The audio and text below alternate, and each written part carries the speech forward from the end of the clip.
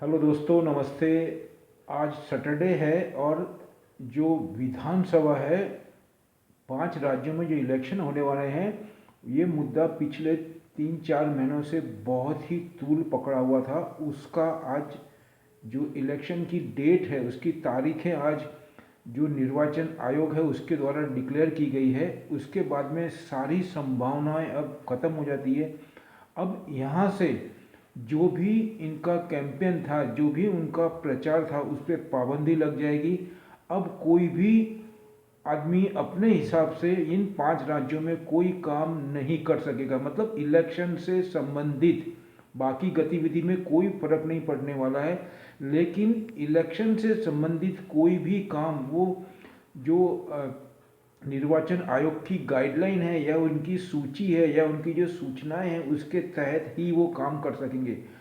अब मैं आपको बताना चाहता हूँ, ये मुद्दा बहुत ही सीरियस है, क्योंकि ये जो 5 राज्य है उसमें से एक जो सबसे बड़ा राज्य है, उत्तर प्रदेश, सारे विश्व की और बोलना चाहूँगा पूरे हिंदुस्तान की हर एक व्यक्ति की, जो आज समझ रहा है, जो एक अपने एजुकेशन के अंदर 10th क्लास में है या उसके 8वीं या 9वें क्लास में भी है, जो बच्चा समझ रहा है, उसकी सभी की निगाहें यहाँ पे टिकी हुई है।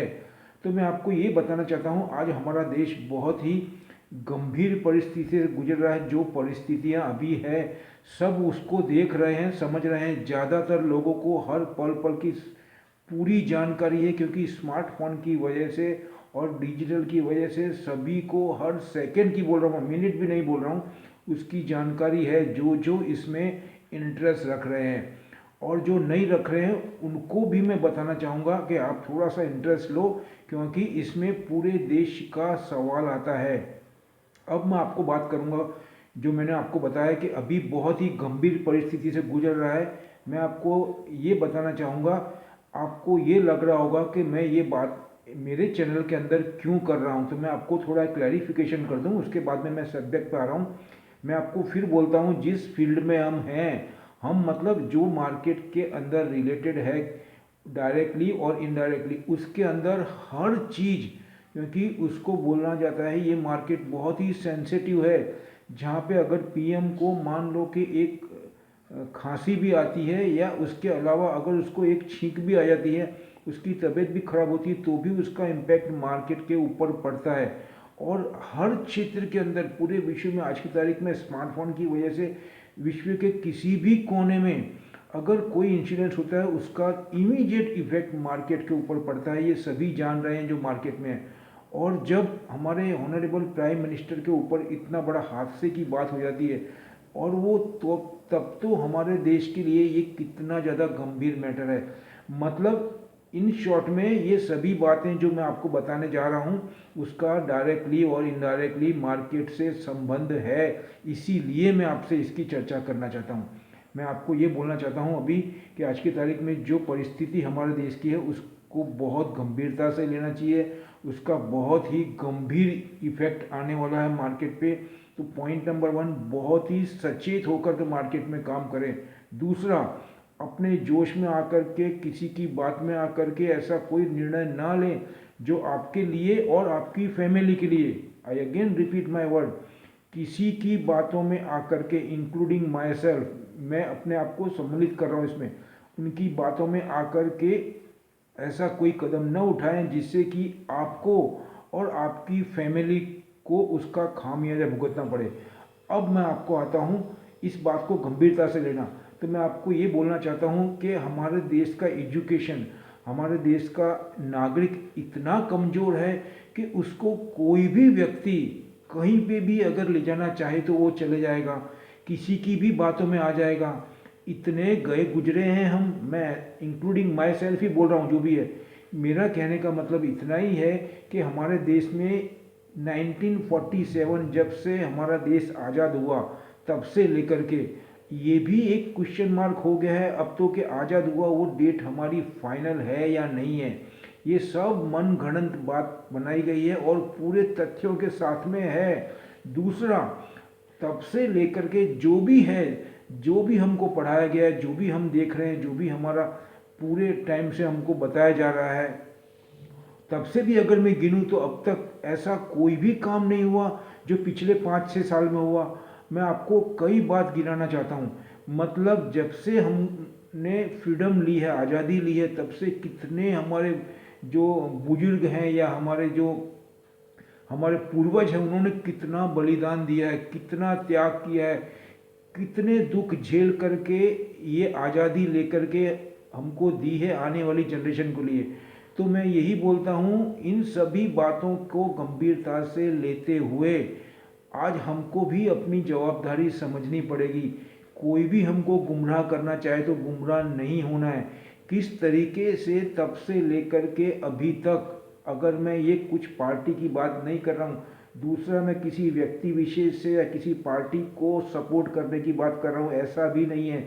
मैं आपके सामने जो पढ़ रहा हूँ, जो सुन रहा हूँ, वही बता रहा हूँ। दूसरा मैं यहाँ पे क्लियर करना चाहता हूँ कि मैं किसी भी यहाँ के जो फेक यूट्यूब चैनल है, फेक न्यूज़ है, उनकी बात नहीं कर रहा हूँ। मैं इंटरनेशनल बहुत ही रेप्यूटेड, जैसे ब्लूमबर्ग हो गया, ड्यूटर्स हो गया, मिंट हो गया, सीएनए हो गया, और भी दूसरी चैनल्स है, आरटी जो कि रशिया की है, ये सभी चैनल के अंदर, टाइम्स ऑफ इंडिया हो गया अगर इंडिया की बात करूँ तो, ये सभी के अंदर से मैंने जो पढ़ा है और जो सुना है वही मैं आपके साथ में साझा करना चाहता हूँ।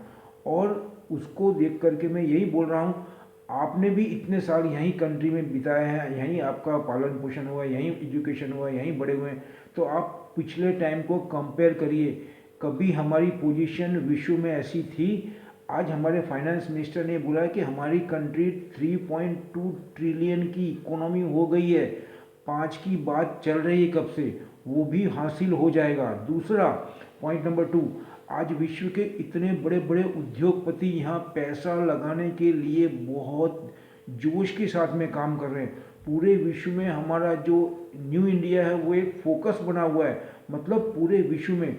इसी की वजह से, और अभी पिछले जो 60-70 साल की बात करूँ मैं, 70 साल में, उसमें किस हिसाब से एक टारगेट बना करके अपने खुद का स्वार्थ देखते हुए हमारे साथ में जो छल कपट हुआ है, मैं आप वर्ड यूज़ कर रहा हूँ, हम हमारे साथ में छल कपट, मतलब इसको बोलना चाहिए कि एकदम रणनीति बना करके जो स्ट्रेटजी बनाई गई, जैसे एफआईआई मार्केट में बनाती है, उससे भी गंभीर स्ट्रेटजी बना करके किसी व्यक्ति विशेष को, किसी फैमिली विशेष को ध्यान में रखते हुए जो हमारे अंदर अंग्रेज दे करके गए थे, डिवाइड एंड रूल, उसी पद्धति को आगे चलाते हुए इतने साल के अंदर क्या ग्रोथ हुआ है, क्या क्या काम हुए हैं, उनको गंभीरता से समझने की कोशिश करिए।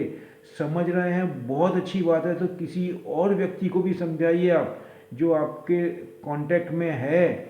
मैं आपको किसी से फाइट करने के लिए या किसी को उस्काने के लिए या कोई गलत इरादे से नहीं बोल रहा हूँ। मैं आपको सिर्फ इतना ही बताना चाहता हूँ कि किस तरीक़ों से पार्टी ने और कुछ व्यक्ति विशेष ने अपने फ़ायदे के लिए देश को कहाँ से कहाँ ले गए, और पिछले कुछ ही साल में आप देख सकते हैं कितना बड़ा बदलाव हुआ है। तो ये बदलाव पिछले साल में उनको इतना मौका मिला, इतना चांस मिला, तो उन्होंने कुछ भी नहीं किया। मैं अगर यहाँ तक बोलूँ कि उन्होंने देश को बेचने तक की तैयारी कर दी थी, तो वो भी कोई अतिशयोक्ति नहीं होगी, और उसके बावजूद भी अभी वो बैठ नहीं रहे हैं।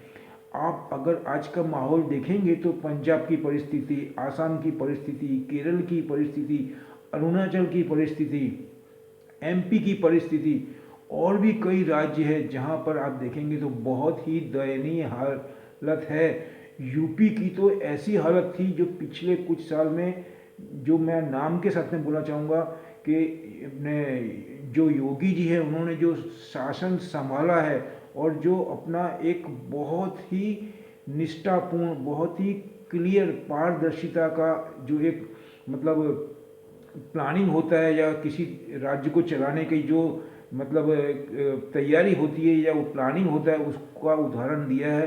वो पूरा यूपी बता रहा है, पूरा विश्व इसकी तारीफ कर रहा है। मैं अपनी कोई बात उसमें ऐड नहीं कर रहा हूँ, मैं सिर्फ जो तथ्य वही बताना चाहता हूँ। तो उसकी सराहना करनी चाहिए, कितना काम हो रहा है। चाहे आप ऑटोमाइजेशन को ले लो, एविएशन को आप ले लीजिए, उसके बाद में आप ट्रांसपोर्टेशन को लीजिए, आप ग्रीन एनर्जी में लीजिए, आप रेलवे के अंदर लीजिए, आप जिसको बोलना चाहूँगा रिटेल के अंदर लीजिए, हर एक क्षेत्र में, हर एक क्षेत्र के अंदर इतना काम हुआ है, इतना काम हुआ है, पूरा विश्व उसके गुणगान गा रहा है। तो ये सभी को वापस से डीरेल करने की, मतलब एक जो पटरी हमारी इकोनॉमी की ट्रैक पे अच्छी खासी चल रही है, उसको वापस से उतार देने की पूरी तैयारी चल रही है। और कुछ हमारे ही अंदर के लोग उसमें शामिल है, अपना उल्लू सीधा करने के लिए, अपने स्वार्थ को ध्यान में रखते हुए हम सभी को उसके प्रति जागरूक होना है और उसका विरोध करना है, मैं यही बोल रहा हूँ। और हमको सिर्फ जो सच्चा काम कर रहा है, सच्ची निष्ठा से काम कर रहा है, पारदर्शिता से काम कर रहा है, उसको पूरा सहयोग करना है। चाहे वो आपकी सोसाइटी हो, चाहे आपका राज्य हो, चाहे आपका केंद्र हो। यही मैं आपको बोलना चाहता हूँ मेरे एक चैनल के थ्रू। मैं सभी चैनल वालों को यही रिक्वेस्ट करना चाहता हूँ कि अपने अपने लेवल पे जो भी आप कर सकते हैं करिए। हमारे इस कंट्री को अभी संभालने की ज़रूरत है, क्योंकि अगर कुछ भी ऐसा अनहोनी या ऐसा कोई मतलब इंसिडेंस हो जाता है तो हमारी कंट्री वापस से कई सालों तक पीछे चली जाएगी। और जो एक इमेज बहुत मुश्किल से बनती है, उसको बिगाड़ने में कुछ भी समय नहीं लगेगा माय डियर। इसी के तहत मैं आपको बोलना चाहता हूँ, बहुत ही ध्यान से अपना काम करना है। कुछ भी हो सकता है ये इंडिया के अंदर, लेकिन अगर हम एकजुट होकर के अच्छे से काम करेंगे तो उसका परिणाम बहुत अच्छा आएगा। अभी हम जिस जगह पे हैं वहाँ से सब कुछ ग्रीन ही ग्रीन है, मैं आपको ये बोलना चाहता हूँ। सिर्फ थोड़ा सा पुशअप की ज़रूरत है, ये मैटर निकल जाएगा। और अगर कुछ अच्छा आता है तो उसके बाद में आप देखेंगे क्या रिजल्ट आने वाले हैं इसके। पूरा विश्व हमारी तरफ निगाह करके बैठा है। चाइना की परिस्थिति पहले जैसी नहीं है, मैं फिर आपको दोहराना चाहता हूँ। अभी चाइना की जगह बिल्कुल लेने को तैयार बैठा है हमारा न्यू इंडिया माय डियर। ये सभी मार्केट के पिलर्स है, ये मार्केट के बेस मैं आपको बता रहा हूँ। मार्केट तो ऐसे ही चलेगा, मार्केट को बिल्डिंग बनाना कोई इतना इजी नहीं है। बिल्डिंग में रहने सब आते हैं, काम सब करते हैं, मेन काम होता है उसके बेस का। क्योंकि जो भी बेरिंग होता है, बेरिंग मतलब पूरा उसका बैलेंसिंग, वो बेस के ऊपर ही निर्भर होता है। बेस मतलब उसके पाए, सीधी भाषा में बोलूँ तो उसके जो पिलर्स है, उसका फाउंडेशन है, उसकी जो नींव है, वही मेन रोल होती है। उसके ऊपर अगर आपने अच्छा सा काम किया है फाउंडेशन पे, तो उस पर आप कैसी भी बिल्डिंग खड़ी कर सकते हैं, उसको कुछ भी आंच आने वाली नहीं है। और ऐसा ही काम हो रहा है अभी। उसमें कुछ चुनिंदा लोग, कुछ पार्टियां, कुछ दल, कुछ व्यक्तिगत लोग इस तरीके से प्लानिंग कर रहे हैं कि वापस से ये कंट्री खड्डे में गिर जाए। और जहाँ से जो बहुत मुश्किल से लोगों ने इसको संभाल करके लेकर के आए हैं, वो वापस डीरेल हो जाए। यही सब कुछ लोगों की मंशा है, उसको हमको सफल होने नहीं देना है। यही मैं आपको रिक्वेस्ट करके बोल रहा हूँ मेरे चैनल से। अब मैं आपको ये बोलना चाहता हूँ जो मेन पॉइंट है, ये बातों को बहुत गंभीरता से लेना। इतनी इसलिए मैं रिक्वेस्ट कर रहा हूँ कि हम इतने गए गुजरे नहीं हैं कि हमको कुछ भी डिसीजन लेने के लिए हम अपनी तार्किक बुद्धि का उपयोग करें। मैं ऐसा बोलना चाहता हूँ आपको, और कुछ नहीं बोलना चाहता हूँ। क्योंकि आज की तारीख में हमारा जो एजुकेशन है, हमारा जो मतलब हमारा संस्कार है, हमारी संस्कृति है, हमारा धर्म है, हमारा देश है, हमारे पूर्वज हैं, उनका गुणगान गा रहा है पूरा विश्व। और इसके कई उदाहरण है। उसके बावजूद भी ये सब बातों को ध्यान में रख के हमको ऐसा कोई कदम नहीं उठाना है जिससे कि हमको प्रॉब्लम हो, और हमारी कंट्री को और हमारी फैमिली को भी। मैं यही बोलना चाहता हूँ। उसके बाद मैं ये बोलूँगा कि ऐसे माहौल के अंदर हमको, अगर हम अच्छे से काम करेंगे तो उसका बहुत ही अच्छा, सोने पे सुहागा हमको रिजल्ट मिलने वाला है। अब ये बात को बोलते हुए मैं आपको आगे कुछ ऐसे पॉइंट्स है जो मैं आपको बताना चाहूँगा। मैं आपको फिर बोल रहा हूँ, आज एक ब्रेकिंग न्यूज़ है कि हीरो ग्रुप जो है आपका, मतलब मुंजल ग्रुप, हीरो मोटरसाइकिल बोलो आप, वो बहुत बड़ा ग्रुप है पूरा उत्तर प्रदेश के अंदर। मैं आपको बोलूँगा जलगांव मतलब अपने गाजियाबाद हो गया, आपका दिल्ली हो गया, फिर आपके हरियाणा हो गया, यहाँ पे इनके बहुत बड़े बड़े प्लांट हैं। इन्होंने जर्मनी की कंपनी से हाइड्रोजन को लेकर के बहुत बड़ी डील करी है। दूसरा, ऐसे माहौल के अंदर जो बिजनेसमैन है, अगर उनको अच्छा माहौल दिखता है, पीसफुल गवर्नमेंट दिखती है, इस्टेब्लिश गवर्नमेंट दिखती है, उनको उसमें ग्रोथ दिखता है, तभी वो पैसा लगाते हैं। नहीं तो कोई भी पैसा नहीं लगाएगा और कंट्री का इकोनॉमी है वो पुशअप नहीं होगा। इसी तरह जो हमारे देश के उद्योगपति है वो भी पैसा लगा रहे हैं, और जो विदेश के हैं वो भी यही कंडीशन को देखते हुए ही इन्वेस्टमेंट करते हैं, क्योंकि उनका ह्यूज बहुत बड़ा इन्वेस्टमेंट होता है। ये मैटर हो गया आपको हाइड्रोजन को लेकर के। उसके बाद में टाटा भी उसमें आ रहा है, टेस्ला ऑलरेडी आ चुकी है। उसके बाद में रेलवे के अंदर आज जो हमारे रेलवे मिनिस्टर है मिस्टर अश्विनी कुमार, उनका एक आर्टिकल वो बार बार इंडिविजुअल, आपने इतने साल में कभी देखा था कोई डीएम, कोई आईएएस, कोई डीजी, कोई बड़े बड़े मिनिस्टर अपने ग्राउंड के ऊपर अपने एरिया में जगह जगह घूम रहे हैं, सरप्राइज चेकिंग हो रही है। एसपी हो या आईएएस हो, आईपीएस हो, वो कभी भी बिना बताए सरप्राइज चेकिंग कर रहे हैं। ऐसा कभी इतने साल में इक्का दुक्का कोई हुआ होगा, अगर हुआ होगा तो उसको दबा दिया गया होगा, क्योंकि ये बिल्कुल उनकी रणनीति के खिलाफ था।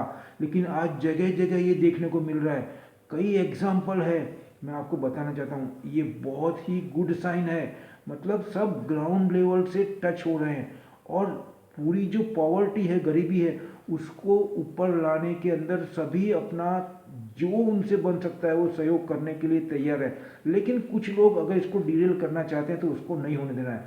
अब मैं वापस आपको बोलना चाहूँगा, मैंने आपको बता दिया। दूसरा, रेलवे के अंदर जो अश्विनी कुमार उन्होंने बोला कि आने वाले टाइम में जितनी भी ट्रेन है, जितने भी कोचेज है, वो सब एल्यूमिनियम के बनने जा रहे हैं। अब इससे आपको हिंट मिलेगा, मैं आपको क्या बोलना चाह रहा हूँ। इससे कौन कौन सी कंपनी को फायदा होगा, जो मार्केट में है तुरंत समझ जाएंगे। दूसरा, इसमें जो टेलीकम्युनिकेशन है उसके अंदर बहुत बड़ी डील हो रही है, बहुत बढ़ चढ़ के बिजनेसमैन उसमें भाग ले रहे हैं। 5G की बात चल रही है, और मैं आपको फिर बता रहा हूँ 5G सिर्फ टेलीकम्युनिकेशन तक ही सीमित नहीं है। 4G भी जो भी आप यूज़ कर रहे हैं उससे बहुत ज़्यादा version, 10 times 20 times higher speed लेकर के आएगा 5G। और वो इंडस्ट्री के अंदर, डिजिटल के अंदर, आईटी के अंदर भी रिवॉल्यूशन लाएगा। ये एग्जाम्पल आप देख सकते हैं यूएसए के अंदर, जर्मनी के अंदर, चाइना के अंदर, कि उसका किस तरीके से ऑटोमोबाइल्स के अंदर इसका किस तरीके से उपयोग हो रहा है। तो ये बातों को आप बहुत ब्रॉड में माइंड से सोचें, समझें।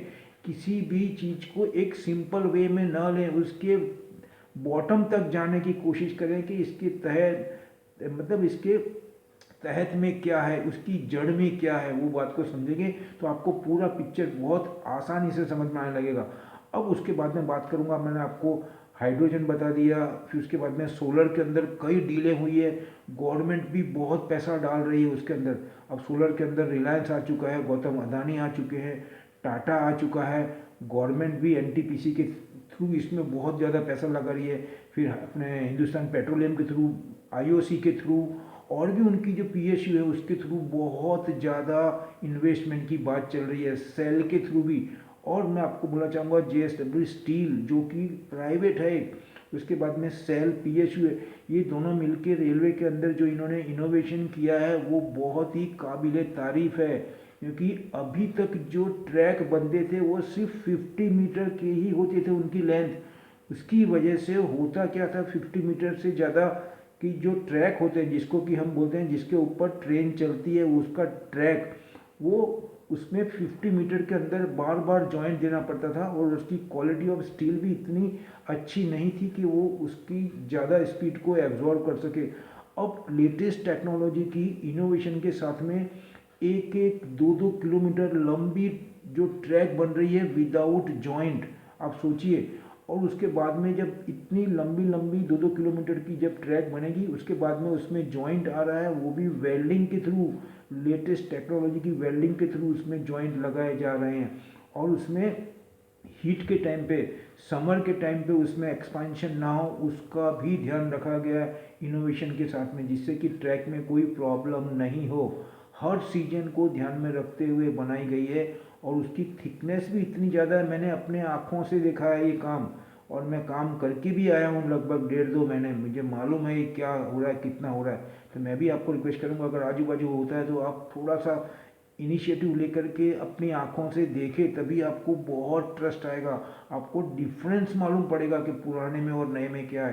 कहने का मतलब इसकी वजह से होगा क्या कि उसका मेंटेनेंस जो है वो बहुत 50-60% से भी कम हो जाएगा माय डियर, क्योंकि जॉइंट की वजह से बहुत मेंटेनेंस आता था, और मेटल के अंदर भी बहुत वेट होने की वजह से अब एल्यूमिनियम के हो जाएंगे, तो उसकी वजह से उसका वेट 1/3 हो जाएगा, प्लस मेंटेनेंस कम आएगा, प्लस स्पीड बढ़ेगी, प्लस उसका कंजम्पशन है पावर का, और जो अभी चल रही है डीजल के ऊपर, वो धीरे धीरे पावर पे कन्वर्ट हो जाएगी 2023 के एंड तक। तो टोटल पावर पे होने की बात चल रही है, और पूरा रेलवे 22 के एंड तक बात थी, लेकिन मैं 23 की बात भी करूँ, 23 के मध्य तक पूरा 100% रेलवे इलेक्ट्रिफिकेशन हो जाएगा, ये बात कंफर्म है।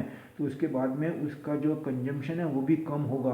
दूसरा, उसके अंदर ज़्यादा ट्रेनें चलाई जा सकेगी, उनकी फ्रिक्वेंसी बढ़ेगी, और ट्रेनें लगा सकेंगे, कंजक्शन कम होगा। ये सभी बातों को हमको समझना है, तभी हम एक डायरेक्ट एक्चुअल सेक्टर और एक्चुअल शेयर परचेज कर सकेंगे। ऐसा क्या, ऐसा ही हाइड्रोजन के अंदर, लिथियम के अंदर जो बैटरी है, उसके बाद में जिंक के अंदर, उसके बाद में इथोनेल के अंदर, ये सब का आप बॉटम में जाकर के सोचेंगे तो बहुत ही लंबा इफेक्ट है। मेरा कहने का मतलब इतना ही है, इसके तह तक जाने की कोशिश करिए, और इसका आउटपुट क्या आएगा। जो हम 15 से 16 लाख से भी ज़्यादा करोड़ की जो हम क्रूड ऑयल इंपोर्ट कर रहे हैं अभी, वो पैसे को जीरो करने का टारगेट है। मैं आपको ये बोल रहा हूँ, अगर 25 से 30%, जो 30 तक की बात करिए 2030 तक 25 से 30% क्रूड ऑयल हम कम कर देंगे, उसका आप हिसाब लगाइए। अगर मैं 16 लाख भी करोड़ गिनता हूँ तो कितना पैसा होता है, और वो पैसा आपको डेवलपमेंट में यूज़ होगा। दूसरा मैं आपको बताना चाहता हूँ, जब जब रिवॉल्यूशन हुआ है, आप हिस्ट्री उठा करके देख लीजिए, तब तब प्रॉब्लम हुआ है। मुझे भी प्रॉब्लम है, आपको भी होगा, मैं ऐसा बोल रहा हूँ, लेकिन उसको हमको समझना है बस, और कुछ नहीं है। हमको थोड़ा ऊपर उठ करके अपने दूसरे एंगल से सोचना है। और रिवॉल्यूशन में तकलीफ तो होगी, किसी भी गवर्नमेंट के लिए सबको संतुष्ट करना मुश्किल है। जो कॉन्स्टिट्यूशन बना हुआ है उसको देखते हुए कोई भी व्यक्ति, मैं बोलता हूँ यहाँ पे दुनिया का कोई भी व्यक्ति, सबसे तेज व्यक्ति, सबसे निपुण व्यक्ति को भी अगर आप बैठाओगे तो भी वो 100% सबको सेटिस्फाई नहीं कर सकता है। तो हम तो ह्यूमन हैं, तो हमको इतिहास से, दूसरों से सीखना है। वहाँ पे क्या हुआ था, वहाँ पे भी यही हुआ है।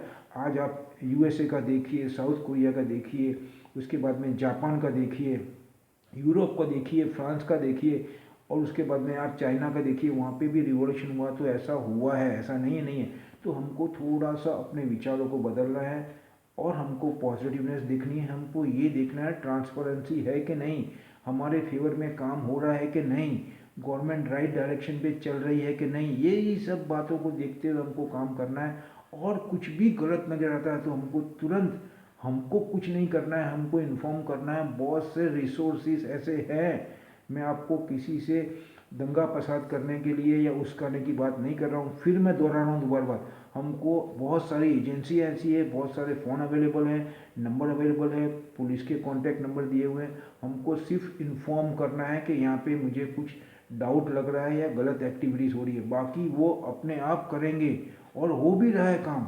ये तक के तहत मैं आपको इतना ही बोलना चाहता हूँ कि अभी के माहौल के अंदर, जैसे कि आज ही हमारे जो निर्वाचन आयोग है, उन्होंने 5 राज्यों के अंदर, उसके अंदर उत्तर प्रदेश, उसके बाद में आपको बोलूँगा उत्तराखंड, मणिपुर, उसके बाद में आसाम, ये जगहों पे गोवा, यहाँ पे जो इलेक्शन की डेट हुई उसमें सबसे ज़्यादा इम्पोर्टेंस मेरे लिए और सबके लिए उत्तर प्रदेश है। उसमें उन्होंने पहले बोला था 6 से 8 चरण के अंदर होगा, लेकिन अब फाइनल आ गया डेट, तो वो 7 चरण में इलेक्शन हो जाएगा उत्तर प्रदेश में। अब उसके अंदर पहला है 10 तारीख है, जो 10 तारीख फरवरी की बात कर रहा हूँ मैं, 10 तारीख को है। दूसरा चरण 14 तारीख को है। तीसरा चरण है वो आपको बोलूँगा 20 तारीख को। चौथा चरण में होगा वो 23 तारीख को होगा, और पाँचवें चरण में 27 को होगा, ये फरवरी। उसके बाद में जो छठा चरण में जो इलेक्शन होगा यूपी में, वो मार्च में होगा, 3 मार्च को। और उसके बाद में लास्ट 6 मतलब सॉरी 7th चरण में, लास्ट जो 7वां चरण में इलेक्शन होगा वो 7 मार्च को ही होगा। 7वां मतलब स्लैब बोलो या चरण बोलो, उसके अंदर वो 7 मार्च को होगा और जो रिजल्ट है वो 10 मार्च को आएंगे। और दूसरा, बाकी जगह पे एक या दो ही चरण में या दो स्लैब के अंदर इलेक्शन हो जाएंगे बाकी राज्यों के अंदर। तो मैं आपको यही बोलना चाहता हूँ कि ये सब बातों को ध्यान में रखते हुए, और मैं जितना मैं पढ़ रहा हूँ, मैं समझ रहा हूँ, आपको फिर बोलता हूँ, फुल फ्लेज में ये रूलिंग पार्टी आएगी और उनके इरादे बहुत मजबूत हैं। कोई क्या बोल रहा है, कोई क्या नहीं बोल रहा है, उस पर नहीं को नहीं जाना है। आप भी सोच सकते हैं, अगर मैं गलत हूँ तो मुझे आप भेजिए कमेंट आपकी। मैं ऐसा ही बोलना चाहता हूँ। मैं फिर बोलता हूँ आपको, मैं किसी व्यक्ति विशेष कोई पार्टी को सपोर्ट नहीं कर रहा हूँ। मैं पूरी दुनिया के एक्सपर्ट्स के व्यू पढ़ता हूँ और सुनता हूँ, उनकी ही बात रख रहा हूँ। मेरा अपना विचार जो मैंने आपके सामने रखा है, मुझे तो यही लगता है कि फुल फ्लेज में ये पार्टी आएगी और हमारी कंट्री के लिए बहुत रैपिडली एक्शन लेगी। उसके अंदर बहुत सी स्कीमें लॉन्च होगी और पूरा विश्व, जो चाइना ने 30 35 40 साल में जो काम किया, उसी बात के ऊपर हमारा ट्रैक आएगा। और रही बात नेगेटिव पॉइंट की, उसके ऊपर बहुत सख्ताई से काम होगा, हो रहा है और सख्ताई से होगा। क्योंकि अभी हमारा देश के अंदर कुछ ऐसे लोग हैं, कुछ ऐसी पार्टियां हैं जो ये नहीं चाहती है, क्योंकि उनकी ऐसी आदत हो चुकी है जिन्होंने कुछ नहीं किया है और इतना जाहो जलाली में और इतनी फैसिलिटी ली है। मैं आपको कुछ एग्जांपल देता हूँ। ऐसे कैसे कैसे लोग हैं जिनको इतनी सिक्योरिटी मिल रही है, कहाँ से आया इतना पैसा, वो एंजॉय कर रहे हैं, कहाँ जा रहे हैं, कहाँ आ रहे हैं, उनकी कई पीढ़ियाँ तक वो पैसा लुटाएंगे तो भी ख़त्म नहीं होगा। ये सब मेरे और आपका ही टैक्स का पैसा है। एक छोटा सा मामूली सा आदमी कोई मिनिस्टर बन जाता है, वो कितना पैसा बना लेता है थोड़े टाइम में। ये सब पे भी लगाम आएगी धीरे धीरे। और कौन लाएगा लगाम? मैं फिर बोल रहा हूँ आपको, ये लेकर के आएगा डिजिटल। जो हमारे पास में टेक्नोलॉजी है, वो ये सभी चीज़ों के अंदर बहुत ही की रोल अदा करने वाली है। लेकिन उसके लिए हमको धीरज रखना पड़ेगा, पेशेंस रखना पड़ेगा, थोड़ा टाइम देना पड़ेगा। Wait and watch, we are just waiting.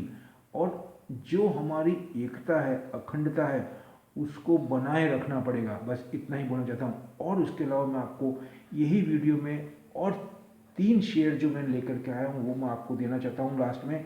ये बातों को फिर ध्यान में रखना, फिर लास्ट में दोहराता हूँ, मेरा किसी पार्टी विशेष से, किसी व्यक्ति विशेष से या किसी से कोई कंसर्न नहीं है। मैं एक एज ए इंडियन सिटीजन होते हुए जो मैं पढ़ रहा हूँ, रेगुलर मेरे वीडियो आप देखते ही हैं, मार्केट के बारे में मैं आपको बताता हूँ और ये सब बातें मार्केट से संलग्न है, डायरेक्टली और इनडायरेक्टली। इसीलिए मैंने आपको स्टार्टिंग में ही कुछ बात बोली है, उसको ध्यान से आप सुनना।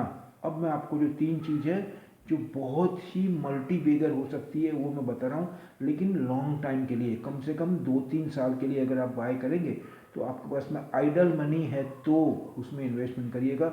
सबसे पहला है टाटा स्टील, जो कि आपको बोलूँगा, मतलब जो फ्राइडे को बंद है 1158 रुपये, 1158। आपको 3 4 साल के लिए रखना है। मुझे ऐसा लगता है कि ये बहुत अच्छा रिटर्न दे सकता है।